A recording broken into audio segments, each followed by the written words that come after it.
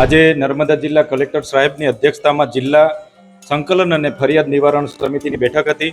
એમાં ભરૂચ સાંસદ માન્ય મનસુખભાઈ વસાવા અને નાંદોદના ધારાસભ્ય શ્રી દર્શનાબેન દેશમુખ અને તમામ શાખાના અધિકારીઓ શ્રીઓની ઉપસ્થિતિમાં જિલ્લાના પ્રજાલક્ષી પ્રશ્નોની તંદુરસ્ત ચર્ચાઓ થઈ છે.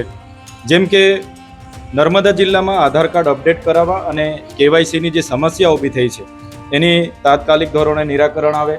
સાથે નર્મદા જિલ્લાના રોડ એ નેશનલ હાઈવે હોય, સ્ટેટ હાઈવે હોય કે જિલ્લા પંચાયતના માર્ગ મકાન વિભાગના હસ્તક હોય, તમામ ખાડાઓ ઝુંબેશના રૂપે પૂરવામાં આવે અને યાલ ખાતે જે બ્રિજ તૂટી ગયો છે એની વૈકલ્પિક વ્યવસ્થા કરવામાં આવે.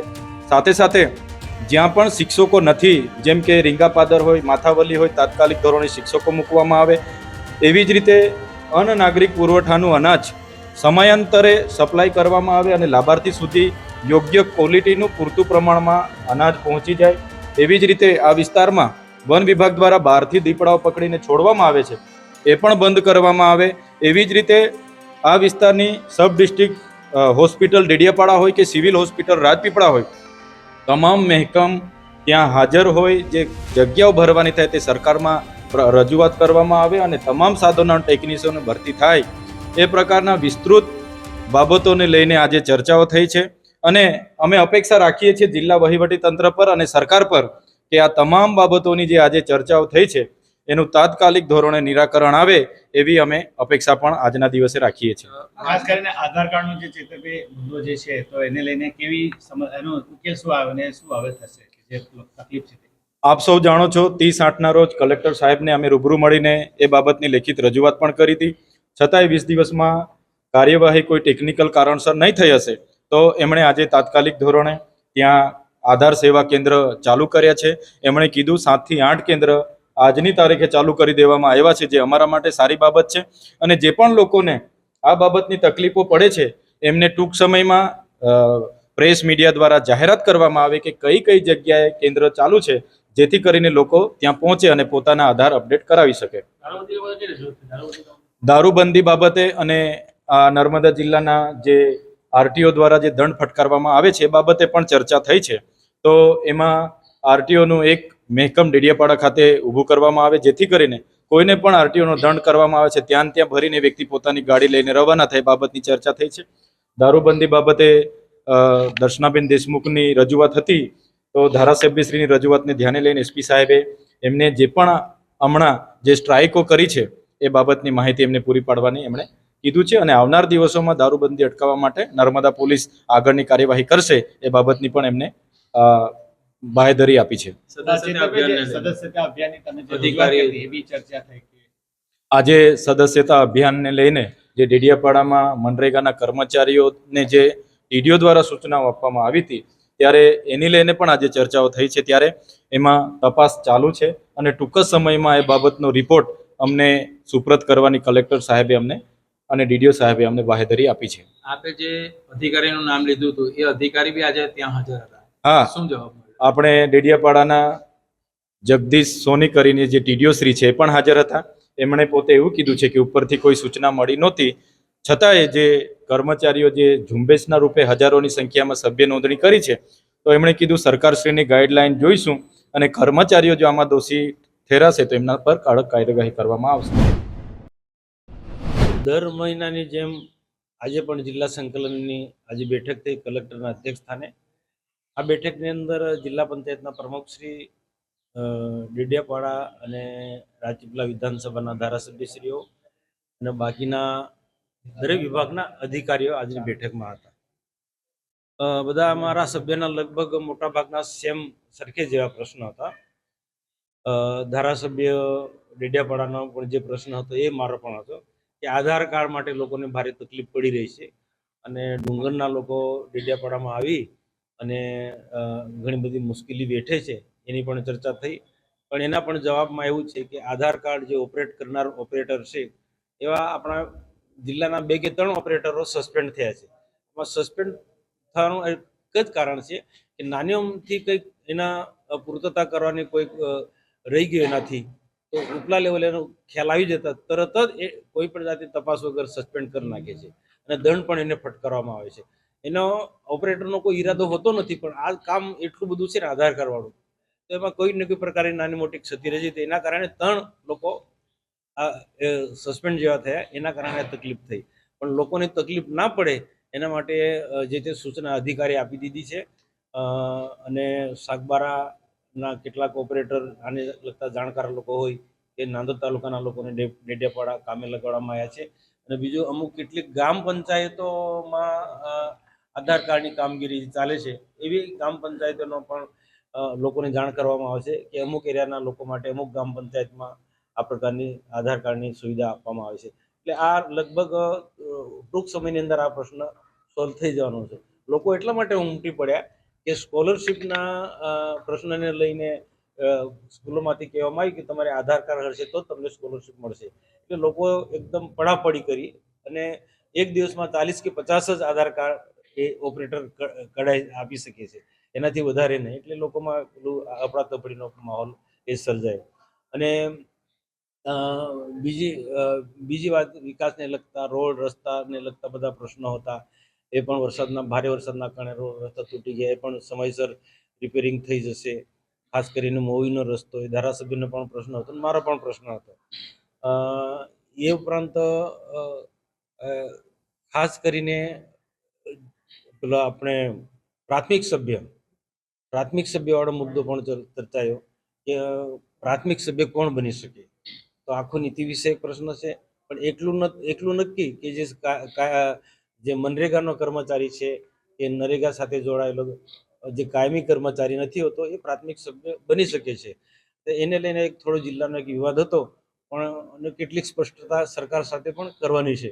એટલે હું પણ માનું છું કે કોઈ પણ અધિકારી કે કર્મચારી કોઈ પણ પાર્ટીનો કામ ન જ કરવું જોઈએ, પણ છતાં પણ પ્રાથમિક સભ્યવાળો પ્રશ્ન છે. આજે ઘણી બધી જગ્યાએ આખા દેશની, આખા ગુજરાતમાં એ પ્રાથમિક સભ્ય બનાવવા માટે મોટા પાયે ઝુંબેશ ચાલે છે. તો તેવા સંજોગોમાં કે કોઈ અધિકારીને કે કોઈ કર્મચારીને પાર્ટીના સભ્ય નથી બનાવતા, પરંતુ જે કાયમી કર્મચારી નથી એવા લોકોને અમે બનાવી શકીએ છીએ, અને બધી જગ્યાએ થાય છે.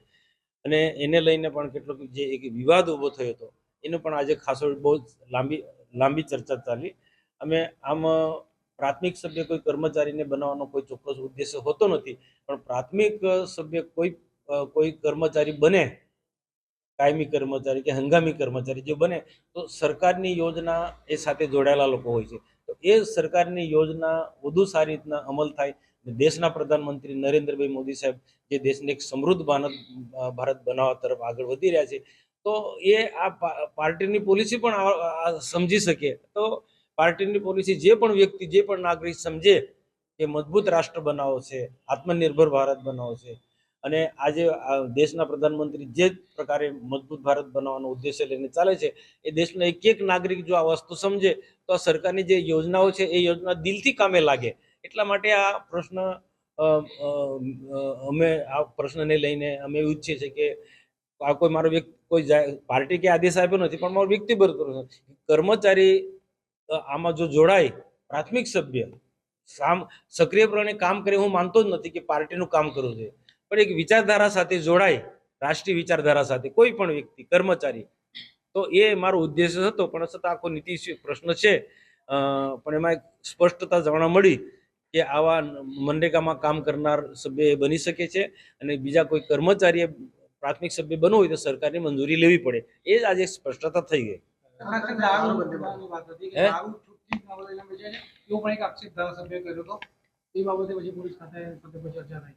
એટલે દારૂનું તો શું છે, આખા ગુજરાતને લગતો પ્રશ્ન છે. વર્ષોથી દારૂનું જે તો છે, પણ ભારતીય જનતા પાર્ટીના શાસનની અંદર એટલું ચોક્કસ હું કહી શકું છું કે જે પહેલાના વર્ષોમાં જે બેફામ પ્રકારની અડ્ડાઓ ચાલતા હતા, એવા ભાજપના શાસનમાં અડ્ડા નથી ચાલતા. અને છતાં ક્યાંક ચાલતા હોય તો અધિકારીએ એવું કીધું કે ભાઈ અમારું પણ થોડું ધ્યાન આપો. તો અમે જ્યાં પણ કોઈ અડ્ડા ચાલતા હોય ત્યાં અમે એ દૂર કરાવીને, ખાસ કરીને દેવ મોગરાનો પ્રશ્ન મોટો ઇસ્યુ થયો કે દેવ મોગરામાં કેટલાક લોકો માતાજીના નામે ત્યાં કેટલીક આવી પાર્ટીઓ મનાવવા જતા હોય છે. તો એ ખરેખર એવું સ્થાન એવું છે કે આધ્યાત્મિક સાથે જોડાયેલું છે. એટલે આમાં આ મુદ્દાને કોઈ એક વિરોધ કરવા જાય તો ઘણો બધો રીતના લોકોમાં ગેરસમજ ઊભી થતી હોય પણ છતાં પણ ત્યાં ડ્રિંક કરેલા લોકો પાછા રિટર્ન થતા હોય તો કે ટુ વ્હીલર હોય કે ફોર વ્હીલર હોય ને ક્યાંક ને ક્યાંક ભૂતકાળમાં અનેક પ્રકારના અકસ્માતો થયા છે. એટલે આ બધાને જ એક એવી લાગણી છે કે આના પર જે જે ધંધા ચાલે છે કે દારૂના મોટા અડ્ડા ચાલે છે કે આવી જગ્યા પર તો બંધ થવા જ જોઈએ. આ આસ્થા સાથે જોડાયેલો છે. દર્શન જાય, માતાજીના દર્શન કરીને આવે, દારૂ ત્યાં વેચાવો નહીં હોવો જોઈએ એ બધા જ લોકોએ એક સ્વીકાર્યું. હા બોલો. હા, ડેડિયાપાડામાં 1992માં આદિજાતિ વિભાગ હસ્તક રેસિડેન્ટ સહિત એક બિલ્ડિંગ બનેલું. મોટે એની એમાઉન્ટ છે, મોટા ખર્ચથી એનું એ બિલ્ડિંગ બનેલું. પણ 1900માં બનેલું બિલ્ડિંગ આટલા ઓછા સમયની અંદર એ ધરાશયી થાય તો એના માટે કંઈક ને કંઈક પ્રકારની ક્ષતિ રહી છે.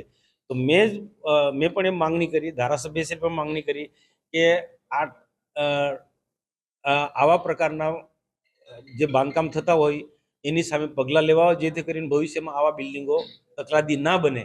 તો મેં જ માંગણી કરી કે ભાઈ આની સામે જે તે સમયે કોન્ટ્રાક્ટર હોય, 92માં જે કોન્ટ્રાક્ટરે કામ કર્યું હોય અને જે તે સમયનો ઇજનેર હોય એની સામે તપાસ થવી જોઈએ ને એની સામે ખાતા અધિકારી હોય તો ખાતાએ પગલાં પણ લેવા જોઈએ. એ 92માં બનેલું બિલ્ડિંગ એટલું બહુ વર્ષો જૂનું ના કહેવાય. આપણા રાજપીપળામાં તમે જોજો એટલે ઘણી એવી કચેરીઓ આ જૂના મકાનોમાં ચાલી રહી છે.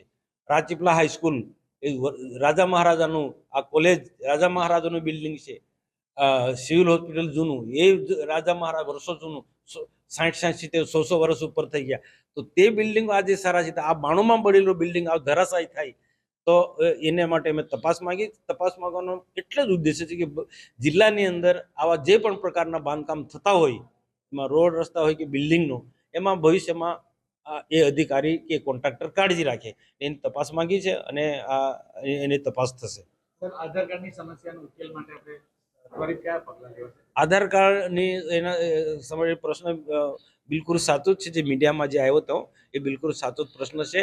પણ એ જે મેં કીધું કે ઓપરેટરની એક ક્ષતિના કારણે અહીંયા જિલ્લાની અંદર 2-3 ઓપરેટર એ સસ્પેન્ડ થયા છે અને એ સસ્પેન્ડ થયા પછી તાત્કાલિક નિયુક્ત કરવાનો એને જિલ્લાને એ નથી, એના માટે ઉપર રજૂઆત કરી છે. પણ ત્યાં સુધી ટેમ્પરરી જિલ્લા એ વ્યવસ્થા કરી છે અને હવે પછી 4 થી 5, 6, 7 ગામ પંચાયતને પણ જે આ કામ આધાર કાર્ડનું કામ કરે છે એવી ગ્રામ પંચાયતોને પણ જોડવામાં આવ્યું છે અને લોકોને પણ જાણ કરવામાં આવશે.